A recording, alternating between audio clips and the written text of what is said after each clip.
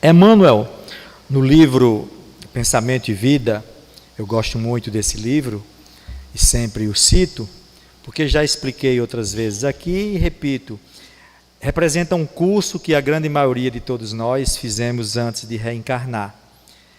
E ele apresenta 30 itens dos diversos assuntos, os quais representam o nosso dia a dia e que são de muita importância para orientar-nos na encarnação. Então, falando sobre a questão do amor, Emmanuel diz que o amor é o reflexo de Deus em todas as criaturas, em todas as coisas. Então, esta frase de Emmanuel, ela já coloca para todos nós uma reflexão de que o que é o reflexo? O reflexo é algo que a gente vê que se repete diante de um espelho. Você se coloca diante de um espelho e você vê o que está à frente dele. Se você está aqui, o espelho está na sua frente e você vai ver a sua imagem. Então, se o amor puro é o reflexo do Criador, isto em todas as coisas e em todas as criaturas, isso quer dizer que todos nós temos essa essência divina, todos nós somos uma partícula deste amor. Embora ele esteja manifestado, ou seja, exteriorizado em cada um de nós, em diversos graus, em diversos níveis, mas é o mesmo amor.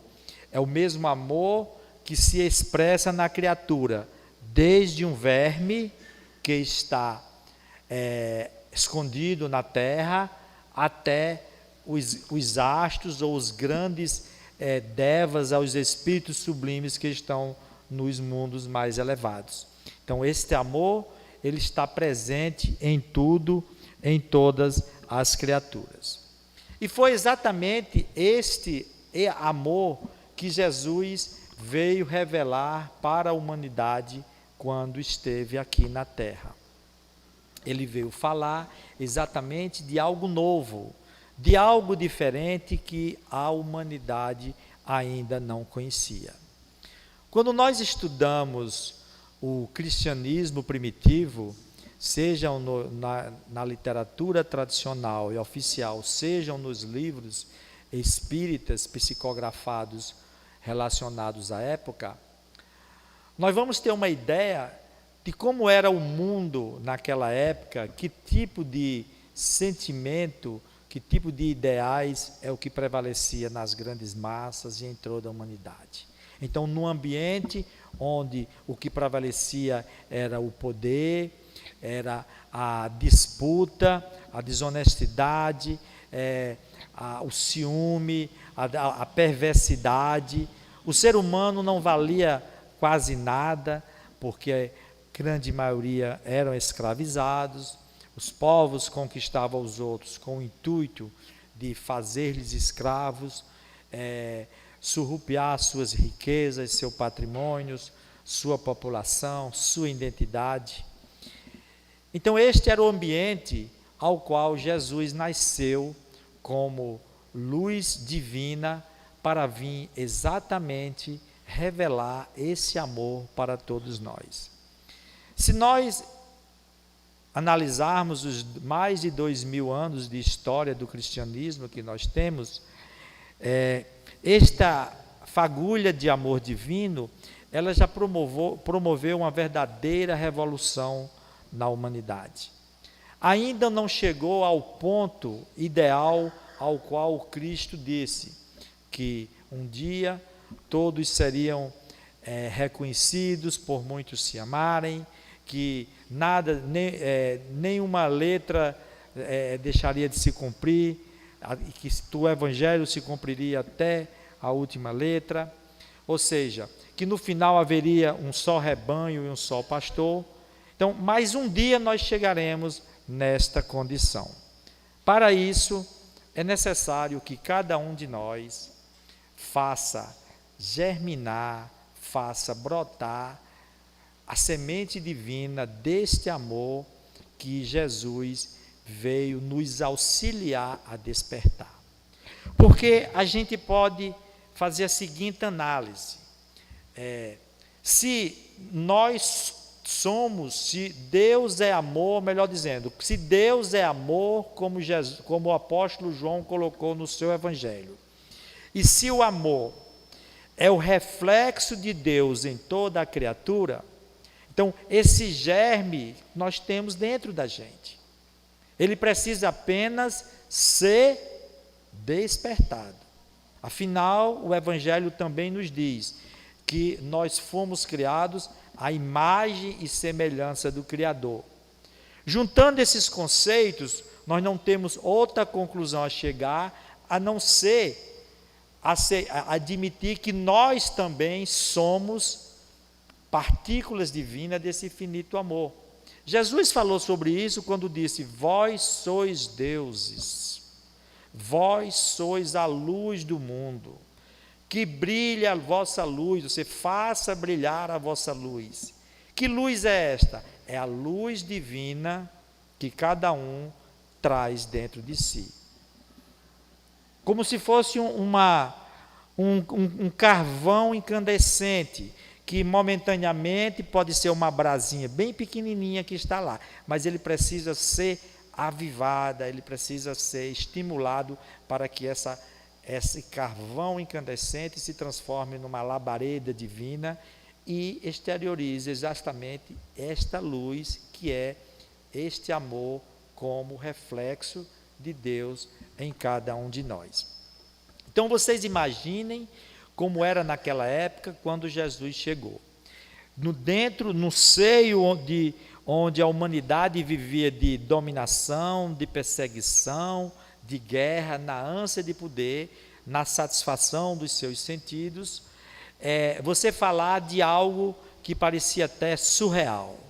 Imaginar que existia um reino idealizado, onde tudo era maravilhoso e que para lá todas as pessoas seriam conduzidas, para aquelas pessoas que se conduzissem no campo da vivência desse amor. Não seria como também não é hoje tão fácil a gente colocar isso na cabeça de muitas pessoas, porque embora em pleno século XXI, a gente ainda consegue ver tanta maldade e tantas atrocidades realizadas pelo homem na face da terra, que nós ficamos a imaginar onde é que está Deus no coração dessas pessoas. Então, se hoje alguma coisa nos provoca admiração e revolta interior, entre aspas, quando a gente vê determinados crimes, determinados sequestros, determinadas atitudes hediondas do ser humano, vocês imaginam como seria antes, onde o ser humano não valia nada praticamente. Um escravo e um zero à esquerda era a mesma coisa, entendeu? E pessoas que eram livres e de uma hora para outra eram dominadas por outros povos e se transformavam em escravos e ali não tinham o que fazer. Mas Jesus veio exatamente jogar esta semente divina, deste amor. Porque este amor, como sendo a essência divina em cada um de nós, e sabendo ele, como ele sabia que todos nós trazemos no nosso coração, no nosso interior, esta essência precisando ser despertada, então Jesus veio exatamente fazer isto.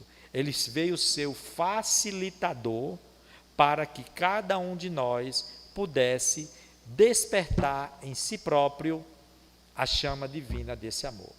Esta foi a grande tarefa do Cristo. Então, quando nós compreendermos esta essência da missão do Cristo na terra em relação a cada um de nós, talvez seja mais fácil compreendermos que a vinda de Jesus na terra para revelar este amor divino, ele realmente salva, entre aspas, a humanidade, mas salva no sentido de que ele proporciona a cada um de nós o conhecimento e os meios necessários para que busquemos a nossa, entre aspas, salvação, que é exatamente a redenção dos nossos erros que cometemos no passado e a aquisição de novas qualidades para o futuro. Então, a decisão será sempre nossa. A decisão será sempre de cada um. Emmanuel fala sobre isso exatamente ainda nesse capítulo que ele fala sobre o amor.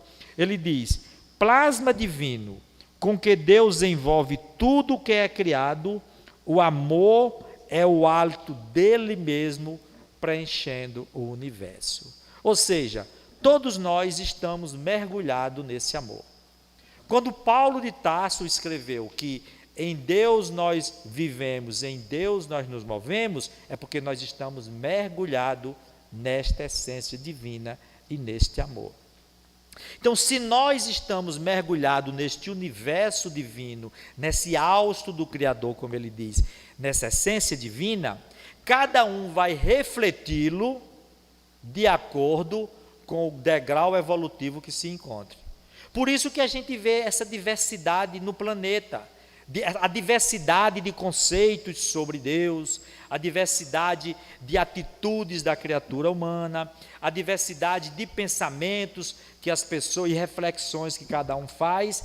Na realidade, não é que existam vários deuses, é porque na realidade existem diversos degraus evolutivos onde cada parcela da humanidade está no melhor da sua posição evolutiva e vai refletir essa essência dentro dele de acordo com o grau de progresso que ele já realizou. Daí nós não podemos emitir crítica nenhuma e nem fazer nenhum tipo de julgamento. Com muita propriedade e sabedoria, Cristo nos recomendou: não julgueis para não serdes julgados, porque nenhum de nós tem a capacidade de julgar outra pessoa, porque o referencial que ele vai escolher não será ele, será sempre outra pessoa. E esse julgamento, ele é parcial. Se você quer fazer um julgamento imparcial, você deve fazer de si próprio e não de outra pessoa. Porque quando você analisa si próprio, aí você se conhece, pelo menos pressupõe-se, aí cada um pode, mergulhando dentro de si, tentar descobrir onde é que estão os seus defeitos, seus vícios, suas limitações, onde precisa mudar, onde precisa se esforçar mais. Aí sim, nós podemos fazer um julgamento. Mas nós não podemos julgar outra pessoa, porque nós não podemos comparar o nível de evolução. Cada um está no melhor do seu nível evolutivo. Cada um está no melhor da sua encarnação. Mesmo aquelas pessoas equivocadas perante as leis de amor, mesmo assim essas pessoas, eles estão atravessando fases transitórias, porque um dia irão despertar e revelar a essência divina que existe dentro dele, como Jesus falou em relação aos inimigos, que nós veremos daqui a pouco. Então, Emmanuel diz, o amor, repetimos, é o reflexo de Deus nosso Pai, que se compadece de todos e que a ninguém violenta, em razão do mesmo amor infinito com que nos ama, determina estejamos sempre sob a lei da responsabilidade que se manifesta para cada consciência de acordo com as suas próprias obras. Ou seja, esta essência divina que nos abastece, que nos estimula, que nos fortalece, que nos orienta, que desperta em cada um de nós o belo, a alegria de viver, a essência da maravilha da própria existência, este mesmo amor, ele estabelece leis em que respeita a liberdade de ação de cada um de nós, mas ao mesmo tempo confere parâmetros de responsabilidade também para normatizar e regular esta liberdade que nós temos. De uma forma equitativa, de uma forma onde cada um vai receber, como ele diz, de acordo com as suas obras. pela liberdade de consciência que nós temos, nós podemos dizer que seremos sempre responsáveis pelo nosso futuro, que seremos responsáveis pela nossa própria evolução, pela nossa condução dentro dessa essência amorosa que o Cristo recomendou-nos que nós devemos seguir. Então, quando ele estava semeando o teu evangelho, dentro daquele mundo cheio de lutas e provações, o Cristo encontrou dois grupos de barreiras que podemos dizer que seriam muito difíceis para superar, mas que, lógico, ele superou. Que são, primeiro, a barreira da ignorância e da incredulidade dos povos que conquistavam os outros, e principalmente também dos povos dos pagãos, dos povos que guerreavam, da Roma antiga que adoravam os seus ídolos. Mas a outra barreira maior que ele enfrentou foi exatamente a barreira religiosa, dos próprios judeus da época. Por isso que o apóstolo João escreveu: ele veio para os seus e não o reconheceram. A luz resplandeceu nas trevas, mas o povo não a viu e não aceitou. Porque a barreira religiosa, ela foi a maior barreira que Jesus enfrentou. Porque a gente, estudando o Evangelho, observa que ele não se cansou de combater os escribas e os fariseus e os saduceus. E em muitas das suas passagens, narra lá Mateus que ele diz o seguinte: os fariseus, tendo sabido que Jesus tinha, como ele diz, tapado a boca dos saduceus, naquela época fariseus e escribas eram as mesmas pessoas praticamente, só vinculados à lei. Os saduceus não acreditavam na vida depois da morte, a recompensa teria que ser na terra, mas ainda acreditavam num Deus que recompensava tudo. Mas ambos combatiam, eram adversários do Cristo, porque Jesus trazia a mensagem que ia direto aos interesses dele. Então, eles procuraram Jesus para o tentar e perguntou aquela famosa frase: Senhor, qual é o maior dos mandamentos? Porque os fariseus daquela época, os judeus, eles eram muito apegados à lei de Moisés, aos preceitos, aos rituais, então aquilo é que era importante.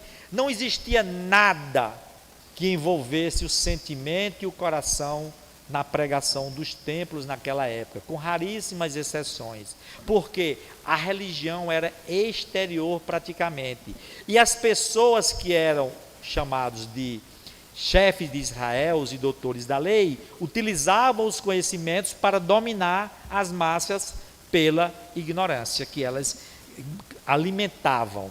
Mas aí vieram perguntar a Jesus qual o maior de todos os mandamentos. Foi quando Jesus respondeu, amarás o Senhor teu Deus de todo o coração, de toda a vossa alma, de todo o vosso espírito. Eis o primeiro mandamento. E o segundo mandamento, que é semelhante ao primeiro, ele diz: amarás ao próximo como a ti mesmo. Isso daí resume toda a lei e os profetas. Então, Allan Kardec, dissertando sobre este pensamento de Jesus no Evangelho segundo o Espiritismo, ele coloca que amar ao próximo como a ti mesmo é o princípio sublime da caridade. Porque quando você não faz ao próximo aquilo que você não gostaria que fizesse contigo, você está abdicando de si próprio, você está pensando no outro, você está combatendo o egoísmo que existe dentro de você, está combatendo o orgulho, ou seja, o indivíduo está lutando para retirar, para extirpar de dentro de si exatamente as ervas daninhas que dificultam a nossa evolução e ainda nos prende aos mundos de provas e expiação, que são exatamente o orgulho e o egoísmo, o apego às pessoas, o apego às coisas materiais, o apego à sensualidade, que faz com que nós direcionemos a nossa mente para um foco ainda, digamos assim, num ponto atrasado diante da evolução humana. Então podemos dizer que nós ainda nos encontramos no estágio evolutivo do nosso planeta, nesse estágio que está, porque nós ainda nos mantemos nessa situação. Ainda não tomamos, digamos assim, a atitude determinante de realmente dar uma guinada em nossas vidas e de mudar completamente a nossa existência e a nossa trajetória evolutiva. Mesmo com o conhecimento espírita que aí se encontra, com a espiritualidade descerrada à frente de todos nós, a cortina que separava o mundo material do mundo espiritual, ela foi aberta com a revelação da doutrina espírita em meados do século XIX, mas mesmo assim, nós ainda nos encontramos tão apegados aos nossos sentimentos instintivos que sentimos dificuldade em nos desfazer destes sentimentos, destas emoções mais primitivas, mais primárias. Então vem o apego à família, o apego às pessoas, apego aos filhos, ao esposo, apego ao trabalho e a diversas situações da existência que são importantes para que a gente transite por elas e adquira as experiências necessárias ao nosso próprio crescimento evolutivo. Mas nós não podemos nos deter nelas.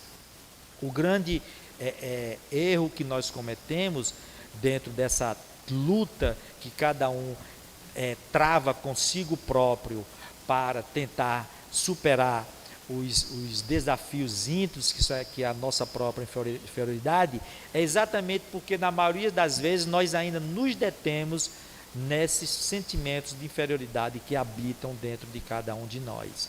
É como se fosse um trabalho de parto, é doloroso, entendeu? Tem as noites acordadas, vem a dor, até que a criança nossa nasce, até que desperte um novo ser. Então, o nosso despertar também é um pouco doloroso, mas não é uma dor física, é uma dor da alma, quando nós ficamos divididos entre abandonar aquilo que é o nosso passado, que nos proporcionam determinados níveis de satisfação, mas ainda em níveis inferiores, e buscar a alegria e a satisfação num patamar evolutivo mais elevado, que seria, como diz a Madre Teresa d'Ávila, o gozo divino que cada um pode sentir ao fazer o bem.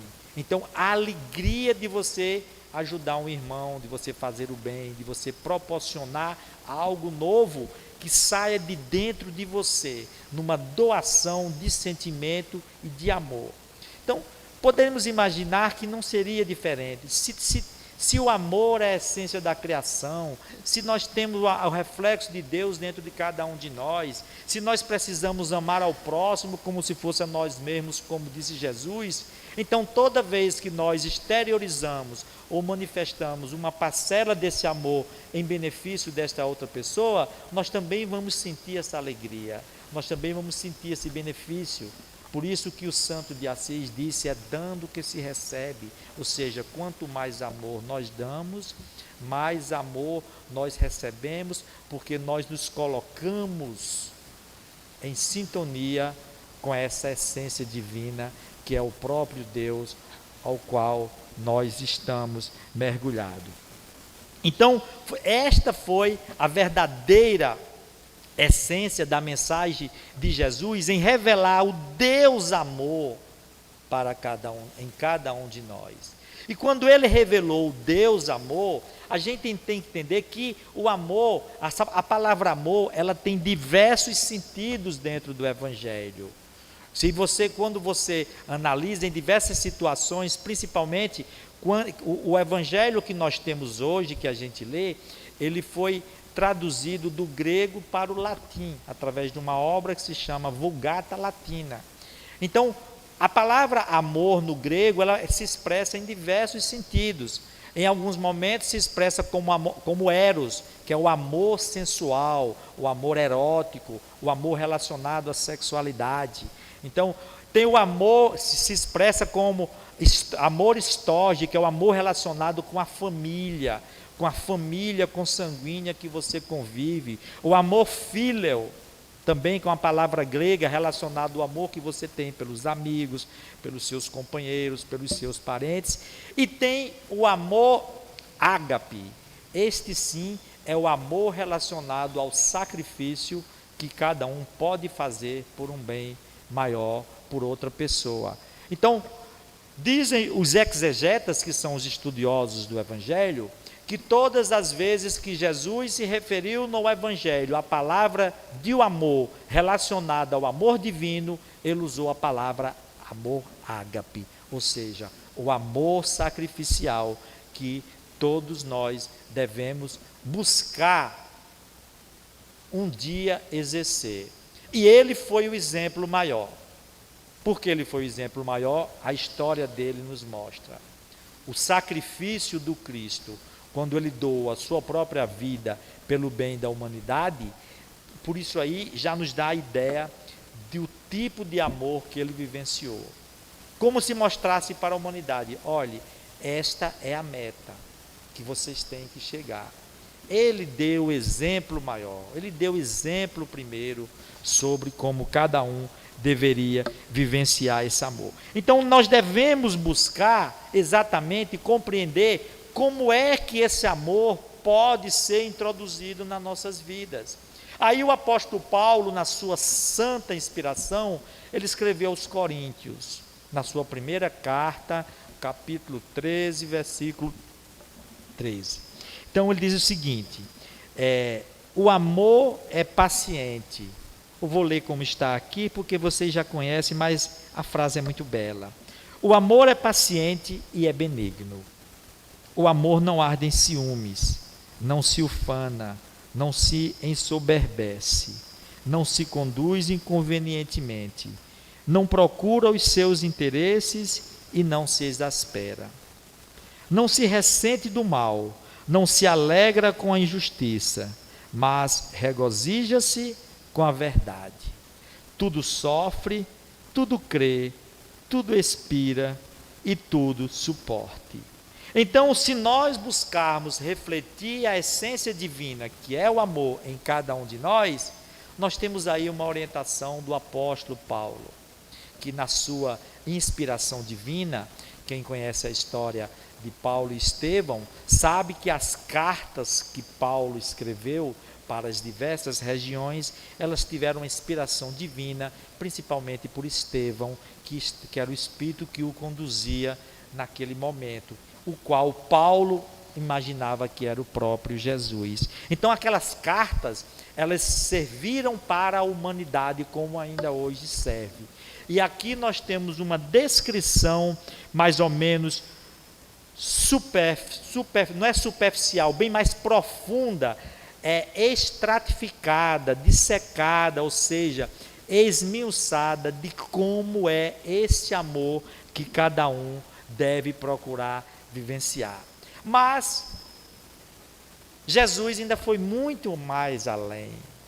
Ele recomendou que amar a Deus é o primeiro mandamento, amar ao próximo é o segundo, que é semelhante ao primeiro. Mas aí ele recomenda algo muito mais para nós: amar os inimigos.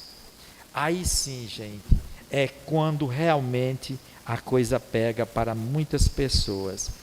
Vocês imaginam, como eu disse, repetindo o que eu falei no início, naquela época onde as guerras, a dominação, a escravidão, o abuso, se matavam por qualquer coisa. Os cristãos eram condenados a morrer nos queimados, nos circos, ou então comidos pelas feras para divertimento de outras pessoas. Então você imagine qual era o valor de uma vida humana naquela época: praticamente nada.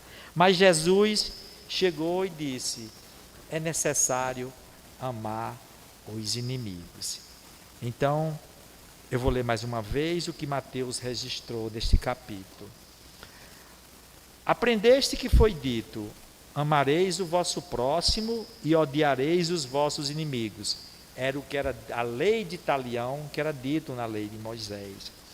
Eu, porém, vos digo: amai os vossos inimigos, fazei o bem àquelas pessoas que vos odeiam, e orai por aquelas que vos perseguem e vos caluniam.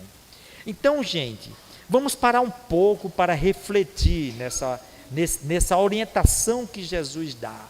Quem de nós não vivencia situações semelhantes aqui na terra?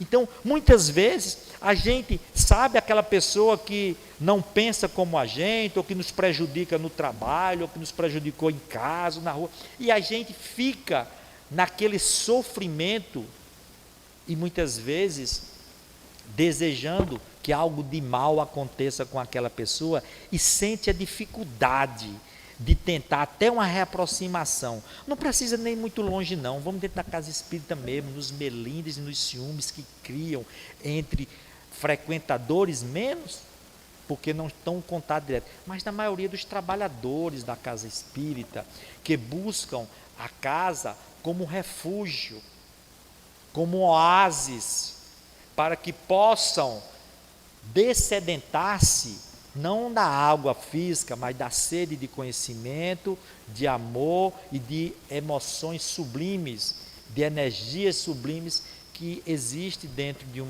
ambiente como esse.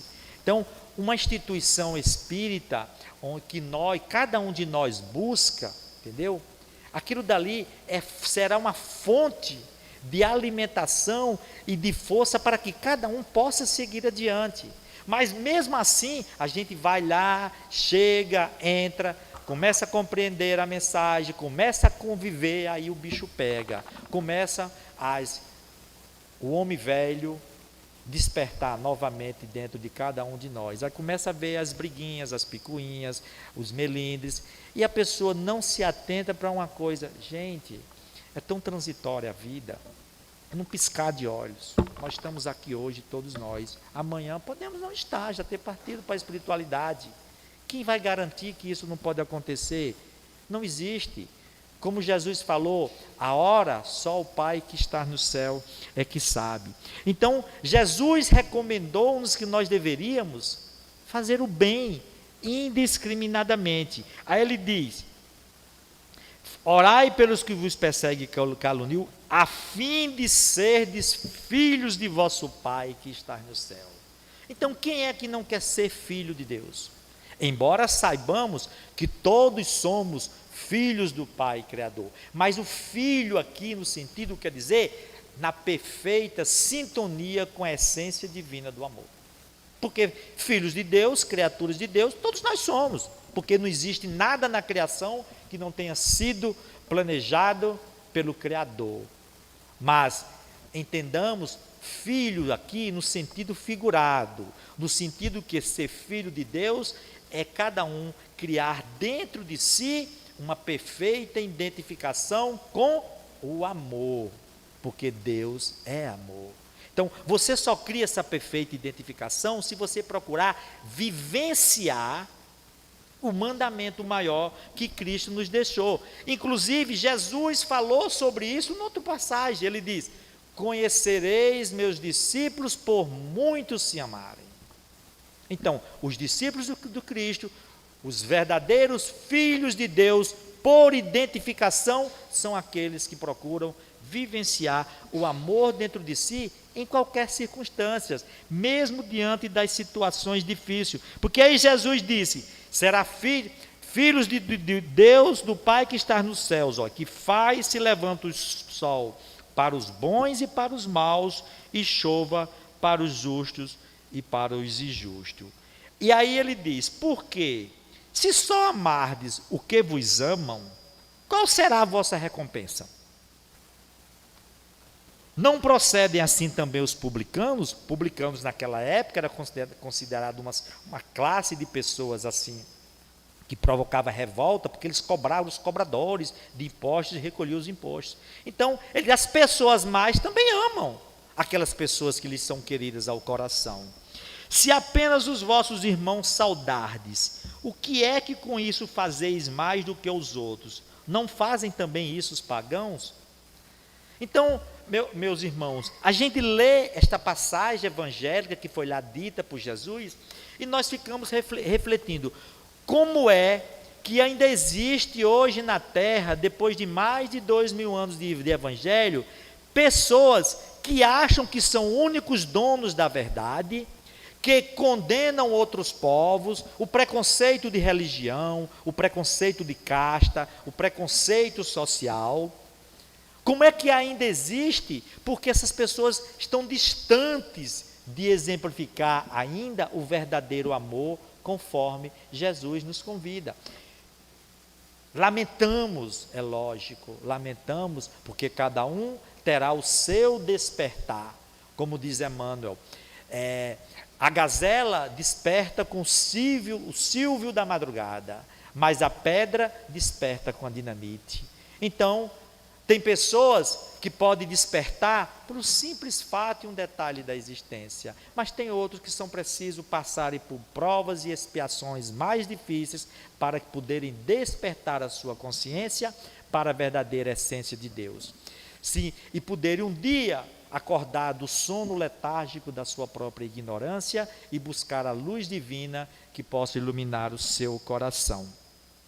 Então Jesus diz: se a vossa justiça não for mais abundante do que os outros, não entrareis no reino dos céus, ou seja, não conseguireis realizar e despertar este amor que está dentro de cada um de nós. Então, para finalizar esta nossa reflexão, nós vamos ver aqui o que é que Kardec diz, o que seria para cada um de nós aprender a amar os inimigos.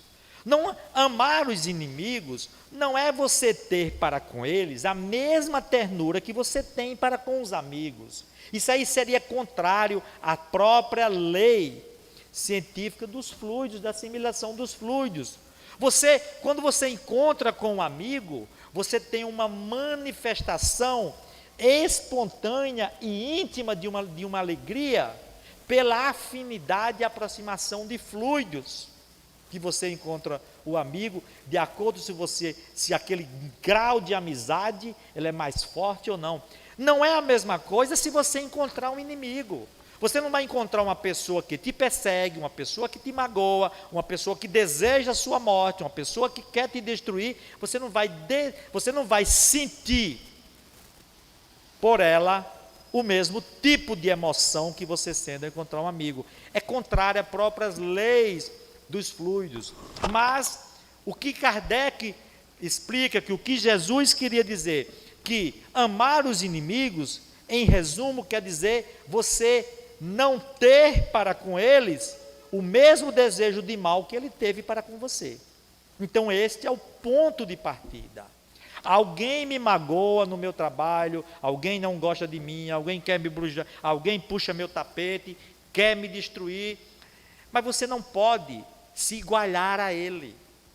A pessoa te prejudicou, aí você diz, vai me pagar, entendeu? Vou fazer com a mesma moeda. Gente, você se igualou a ele.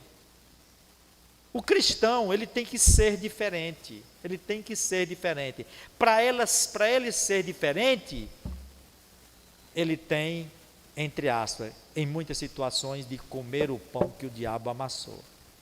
Tem que trincar os dentes, engolir e dizer, talvez você ainda não consiga digerir completamente, mas pelo menos você pode ter uma atitude inicial de não revidar, seja por palavras, seja por pensamento, seja por uma atitude, o mal que fizeram com você. Então Kardec diz, amar os inimigos é não lhes guardar ódio e nem rancor, nem desejos de vingança. É perdoar-lhes sem pensamento oculto e sem condições o mal que nos causem. Então, gente, perdoar sem pensamento oculto. Cada um que vai saber dentro de si o nível de perdão que ele conquistou. Não tem como a gente analisar o que está no coração do outro. Isso é uma análise pessoal, que você vai enfrentar uma situação desagradável com outras pessoas, desse choque de relacionamento, e neste relacionamento, seja qualquer, amigo, trabalho, família, alguém pode sair machucado. E a pessoa parar e dizer, e agora, o que é que eu faço? Eu perdoo, eu compreendo, eu sou tolerante, eu ofereço a outra face, ou eu parto para a guerra e para a briga? São os momentos, minha gente, da vida que cada um enfrenta todo dia. E aquele momento que nós temos que tomar decisões. E a felicidade e o reino de Deus que cada um tem que realizar dentro de si, como disse Jesus, ele não virá com aparências exteriores, porque tem que ser a construção do amor no coração de cada um de nós. Mas essa construção, ela não nasce pronta.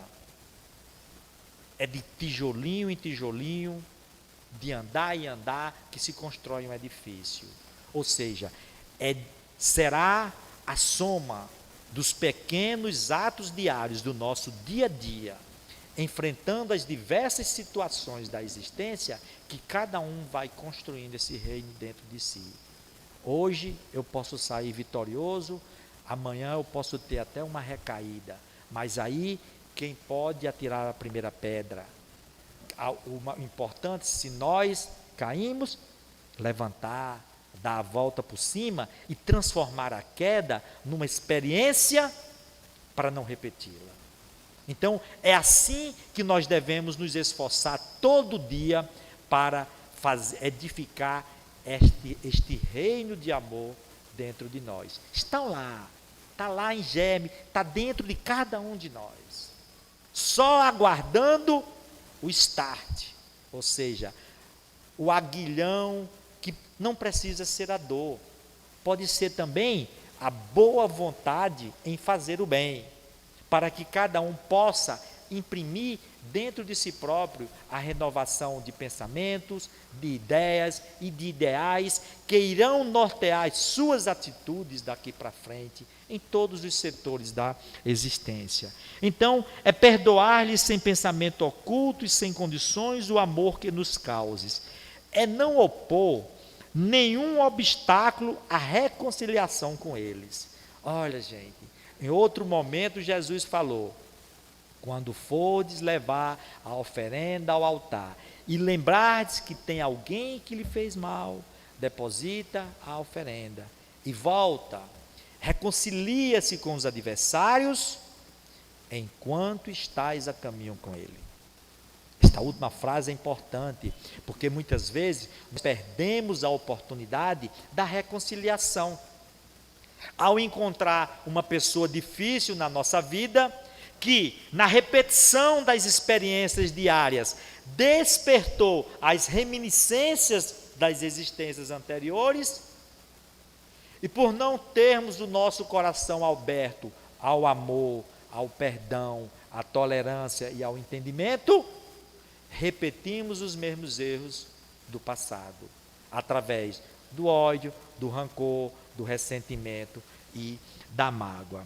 Então, é desejar-lhe o bem e não o mal, é experimentar júbilo em vez de pesar com o bem que lhe advenha. Vocês imaginam, gente? Fulano está lhe prejudicando, lhe quer o mal. Acontece uma coisa boa com ele, você fica alegre. Uma coisa ruim, você diz, bem merecido. Entendeu?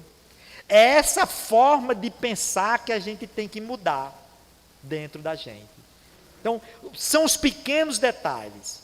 Se nós conseguirmos ver a maldade, como diz Laura, a mãe de Lísia em nosso lar, é enxergar a maldade como doença que existe na humanidade. E o malfeitor como um doente ainda equivocado, como ignorante das leis de vida. Que no dia que ele despertar, ele passará a ser um benfeitor. Até porque todos nós tivemos o nosso despertar tivemos as nossas experiências adquiridas ao longo das lutas e das quedas que desempenhamos na vida. Então, é socorrê-los em se apresentando ocasião. Amar os inimigos é abster-se, quer por palavras, quer por atos, de tudo que os possas prejudicar. É finalmente retribuir-lhes sempre o mal com o bem, sem a intenção de os humilhar. Quem assim procede, preenche as condições do mandamento: amai os vossos inimigos. Então, minha gente, para finalizar, este é o grande desafio da humanidade, por que não dizer nosso, de todos nós.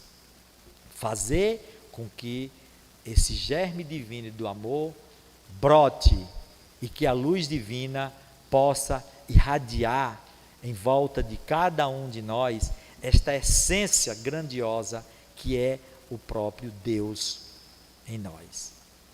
Lutemos, sejamos perseverantes, busquemos a cada dia superar a nós próprios. Nossos maiores adversários não estão lá fora, pelo contrário, eles são os estímulos exteriores que irão despertar as qualidades interiores e nobres que existem dentro de cada um de nós. Basta saibamos diferenciar e aproveitar os momentos oportunos para transformar aquilo que poderia ser algo negativo em nossa vida num grande aprendizado existencial que faça este amor divino brilhar em nossos corações. Que Jesus nos abençoe, que Jesus nos ampare e que possamos ser dignos da sua confiança e da vivência deste amor. Muita paz.